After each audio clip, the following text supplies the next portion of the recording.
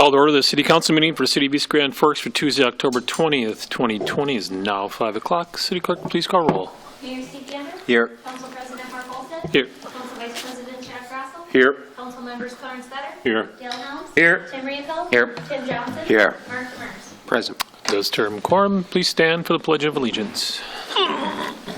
Pledge allegiance to the flag of the United States of America and to the republic for which it stands, one nation, under God, indivisible, with liberty and justice for all. Approval of minutes for the October 6th regular meeting. Minute summary of October 6th closed meeting and October 13th work session. Move. Moved by Demers. Second. Second by Riopel. Any questions or discussion? Roll call, please. Riacco. Yes. Johnson. Yes. Olsted. Yes. Grassel. Yes. Demers. Yes. Vetter. Yes. Helms. Yes. Motion is carried. Scheduled bid lightings, none. Scheduled public hearings, none. Consent agenda. Items under the consent agenda will be adopted with one motion. However, council members may request individual items to be pulled from the consent agenda for discussion and action if they choose. Any members like any items pulled at this time? If not, I'll entertain a motion 4 through 6. Move 4, 5, 6. Moved by Demers. Second. Second by Helms. Any questions or discussion? I see none. Roll call, please. Riacco. Yes. Johnson. Yes. Olsted. Yes. Grassel. Yes. Demers. Yes. Vetter. Yes. Helms. Yes. Motion is carried. Acknowledge a receipt of reports to officers and boards and commissions. Regular meeting minutes of Water, Light, Power, and Building Commission for September 16th, 2020. Communication, there's none. Old business, there's none. New business, consider adopting resolution 20-10-69 supporting the proposed updates to Unified Planning Work Program to include new aerial photo and updates to pavement management system. Move. Moved by Demers. Second. Second by Mr. Better. Any questions or discussion? Roll call, please. Riacco. Yes. Johnson. Yes. Olsted. Yes. Grassel. Yes. Demers. Yes. Vetter. Yes. Helms. Yes. Motion is carried. Consider approving the request to start the hiring process for a truck driver for Public Works Department. Move. Moved by Johnson. Second. Second by Demers. Any questions or discussion? Roll call, please. Riacco. Yes. Johnson. Yes. Olsted. Yes. Grassel. Yes. Demers. Yes. Vetter. Yes. Helms. Yes. Motion is carried. Number 10, consider authorizing the city administrator and clerk treasurer to issue payment of recommended bills and payroll. Move. Moved by Demers. Second. Second by Johnson. Any questions or discussion? Roll call, please. Riacco. Yes. Johnson. Yes. Olsted. Yes. Grassel. Yes. Demers. Yes. Vetter. Yes. Helms. Yes. Motion is carried. Mayor Gander. Just a couple of quick updates. First of all, on the business grant applications, it looks like round 1 is nearing completion with approval of pretty much every application that we received up to the dollar amount that is appropriate for round 1. And round 2 coming up. As you know, applications are due Friday the 30th, which is a week from this Friday. And we would ask the sooner the better, because if there would be any little errors or omissions in your application, we'd want every chance to turn around and correct that, or get a correction from the people making the submission. We're going to be a little tight on the back end for the reporting back through the state and to the Fed for this program under the CARES Act. So please, any business out there that has intentions of round 2 application, the sooner the better. And the second item, you'll be seeing back into the work session, hopefully the one coming up next week. Megan, is that the one we're shooting for?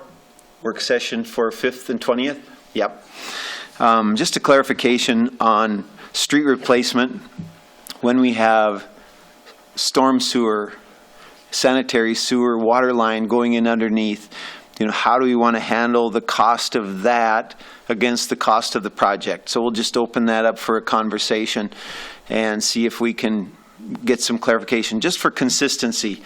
We've done a bunch of these projects through the years, and the way that we've treated water main, storm sewer, sanitary sewer, there's been a slight variability, and every time we do it, we almost have to reinvent the wheel to how do we handle those portions of the cost. So just to hopefully clarify how we want to do that and give guidance to our engineer, to our public works superintendent on how we will handle those going forward. If we are hoping to do that project 5th and 20th next construction season, we'd want to have bids by around February And that means if the residents want it, they're going to have to do the petition process long before that. So we're just going to try to set that up, that if the residents want it done this year, we'll try to put our ducks in a row ahead of that so it can be done.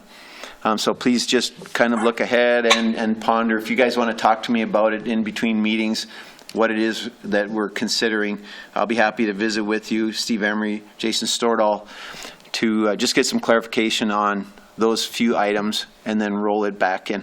Thanks. Mr. Bitter. Thank you. Our figure skating hockey programs are starting. I've gotten a few phone calls from families where they were asked to leave the rink because they had too many kids with them that weren't in the programs. I'm hoping that we're going to be lenient, Reed, on single parents or parents where one is working and they've got one kid in a program and they've got 2 other kids on their arms. We need to be lenient and just allow families to participate in our programs without having to find daycare at night to watch a kid so that they can participate in our programs. Hey, Mr. President, if I could, Mr. Vetter. So just a little to expand on the guideline that's given out on that. Minnesota Hockey sent us guidelines that they're expecting all arenas in the state of Minnesota to follow that include spectator requirements for both practices and for games. And that is one of them, is that for practices under a certain age group, there's to be no spectators within the arena. And for games or competitions, there can be 2 spectators per player. So that our requirement with that is we essentially have set it in place for both figure skating and hockey just to try to have some form of consistency within the arena. But it's a Minnesota Hockey requirement that they've sent out as our governing body. I haven't heard of any other communities in the state that have tried to push or change that. That's certainly a concern that we've heard from families. We've shared it back with Minnesota Hockey asking for input or guidance. But to date, they haven't shared interest in having that be changed at all. Certainly, I think locally, if you all want to make a decision to allow for some guidance on that, I'd be open to it, but I just want to make sure that we be consistent as we can be across the board in what the state of Minnesota and Minnesota Hockey are asking us to do as well. And I appreciate that. I think that we just need to be cognizant of family dynamics, and there just may not be an opportunity for a person to participate in our program if we're saying that you can't come into the rink with 3 kids and drop one off and then leave with your other 2. I think we need to be lenient and just to understand those dynamics and work around them. Okay, certainly we'll keep that in mind as we move forward, and that's one of the very important things that we've tried to stress even with our members that are registering for activities this year, is to expect as much as possible that this season is going to be unlike any other if we're going to be able to continue to have it. And ultimately, I understand that there aren't going to be situations where every family member has something they can do with their kids, and if we need to find a way to make that work for them, we'll do what we can. But certainly, hopefully, we can continue to ask family members that if they want their kids to participate, that they're going to have to understand that the state's asking us to do things differently as well. Okay, thank you. Thanks. Mr. Helms. Yeah, thank you, Mr. President. Just to touch on the mayor's comment there on the second round coming in, the EDA met today, and I think we set our next meeting for November 5th to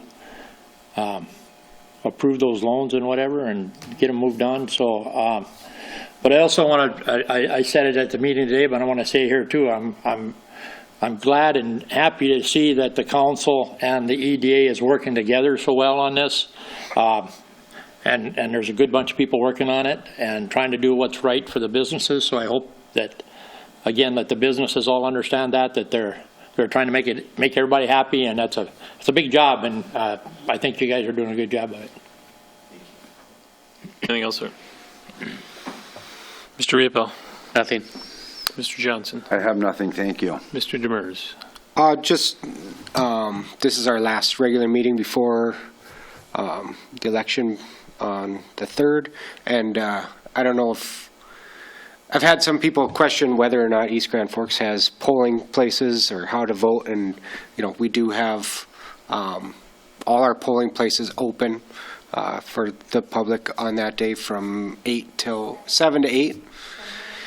7 to 8. And I don't know if Megan has anything she needs to add or make sure people are aware of as they get there. But I guess I do have a question for Megan is, do we have, or do you feel like we have enough PPE, those type of things set up at those locations for both the people that are coming to work and for people that are coming to? I have masks, gloves,